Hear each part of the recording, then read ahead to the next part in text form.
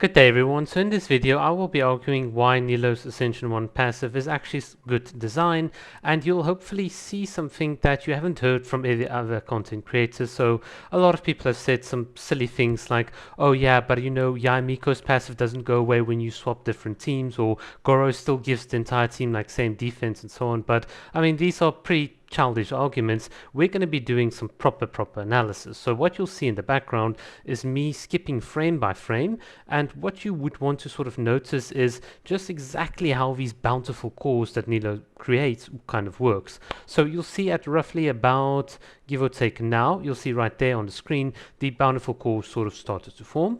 And of course, do take note of the time at the bottom left-hand corner. What I'm now going to do is just skip forward frame by frame, and you'll see that it's going to start exploding in exactly 0.5 seconds. So a very short interval for it to actually sort of explode. And I'll just sort of put up the calculation times for your convenience. Now just imagine you could actually trigger these bountiful cores in a Hyperbloom team, so you have an Electro unit that can trigger them. Well, I think you'd be wasting your time because A, you would not be able to consistently trigger them before they explode, in which case your Electro unit is kind of a dud on the field. Or what can even happen is if you do trigger them, there's actually like a time in which they have to home in and sort of attack the enemy like little missiles, in which case you can't form any additional cores, so you are sort of wasting your Dendro and Hydro users or like characters like time on the field.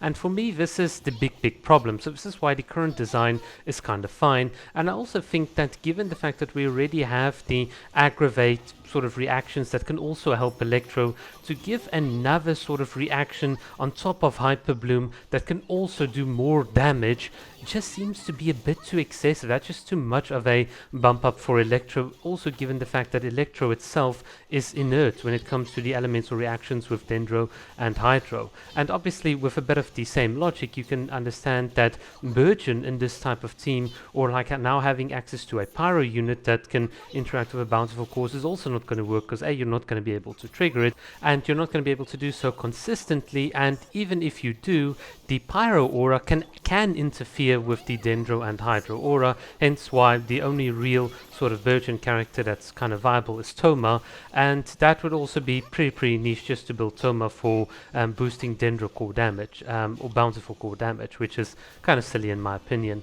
The other big implicit problem with having more teammates is that because Dendro is so hungry for Hydro, you end up actually not creating enough of these cores. So this is another problem that a lot of people don't seem to really get. It's a lot easier to have 2 Hydro units and 1 Dendro unit, but if you have 2 Dendro units and 1 Hydro unit and now 1 other unit, well, you're not going to be triggering as many cores, and in particular if you have an element like Pyro that will just sort of interfere in the mix, and if you use Cryo or Geo, well, those elements are kind of inert, so there's no real point in kind of adding them. But you might say, well, aha, the big problem with the Nilou's Ascension 1 passive is that I do not have access to an Animo unit that can group up the enemies, and hence when you purposefully go to a domain like this where the enemies are really far spread, like far apart and so on, it's kind of like pointless to have her, and hence it's bad design. But let's assume for argument's sake that you can actually use a beautiful Ventio Kazuha burst. You group up all the enemies, you infuse with Hydro, you let the Dendro off, and there you go, bountiful cores just exploding, pump. What is the big problem that you're going to have in a case like this? Well, it should be obvious, but you are not going to have enough Dendro. Essentially, you've now infused the Hydro and you're generating all of these bountiful cores, but because you only have 1 Dendro unit, your entire Dendro gauge is sort of going to be sort of slurped up, and it gets only worse from here on because you've grouped up all the enemies at one central point, in which case only, even if you generate like 5 bountiful cores, only 2 of those explosions will actually matter. So at the end of the day, your cores are being wasted. You're wasting the sort of Dendro here, and you might say, well, okay, well, let's just solve this by using 2 Dendro units, 1 Nilou and let's say Venti or Kazuha, then it should solve it, right? Well, not really, because once again, you are now suffering from the fact that you've grouped up too many enemies, and I think let's just kind of make this practical. So assume you have like 5 enemies on field. By the way, this is what happened kind of here. I had too many enemies grouped up. by the way, so you can just sort of rewatch that. But let's say you have 5 enemies. Now, you group up these 5 enemies nice and tightly with your Venti or your Kazuha, Alt and so on. By the way, this is not so much of a problem with Sucrose because she does tend to sort of kick them out and then suck them in, but it's a bit of a different story.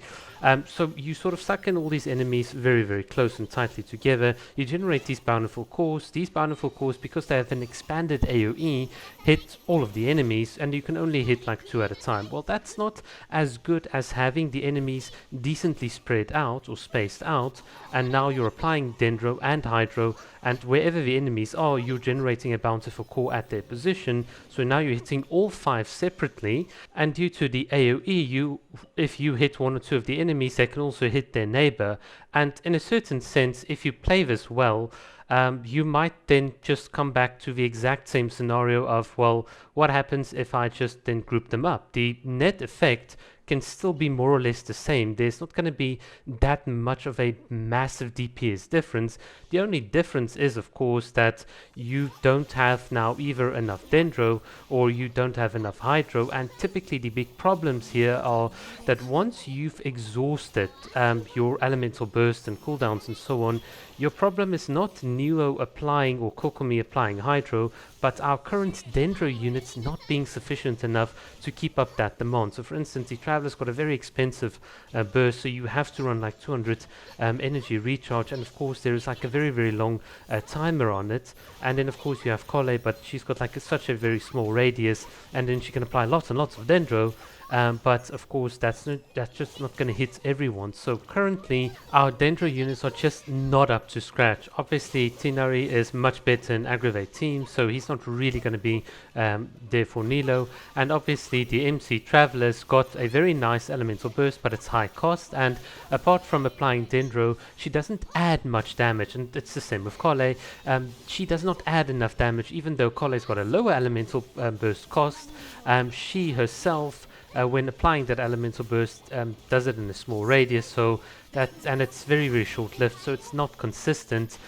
So we are missing a couple of things. We're missing consistent damage with a low cost or a low cost elemental burst that can sort of reasonably overlap as well with Nilou's cooldowns. And once you have all of these things, then yeah, Nilou will be in a very, very strong spot. I think currently she is kind of strong, and her niche is reasonably well balanced. It's not going to shake up the meta, it's not going to add too much additional utility to Electro and Pyro, hence it sort of works on its own. And obviously the whole thing with Animo grouping and so on can also be very, very misleading, because in a certain sense there is still a fundamental limit as to how many cores you can trigger and so on, and if you do apply it in a wide AoE, well, you're still getting the full benefit. But yeah guys, that's it like for my story. Cheers.